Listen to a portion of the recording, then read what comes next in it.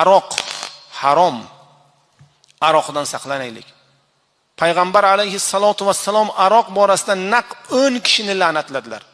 10 kishini odam qolmadi. Uzumini yetishtiruvchidan foydasini oluvchigacha. Payg'ambar alayhissalatu vassalomning bitta ishoralarini o'zi kifoya. 10 kishini birma-bir la'natladilar. Nima uchun? Al-khamru ummul khaba'ith. Aroq barcha yomonliklarning onasi, masdari, manbai. Qancha avariyalar, qancha yo'l transport hodisalari, qancha chala tug'ilayotgan bolalar, qancha er-xotin urushlari, qancha oilaviy ajrashishlar. Nahot shuni sotadigan odamlarga Alloh aql bermaydi. Alloh sinaydi. Alloh taolo o'zi panoh bersin. Alloh taolo millatni buyuk g'oyalar sari intilishligini Alloh muyassar aylasin. Millat ichida, mamlakatda, alhamdulillah yurtda xursand qiladigan narsalar juda ko'p. Alhamdulillah shahar va uni atrofida to'ylar aroqsiz o'tyapti. Lekin tumanlarga hali bor. Nima uchun?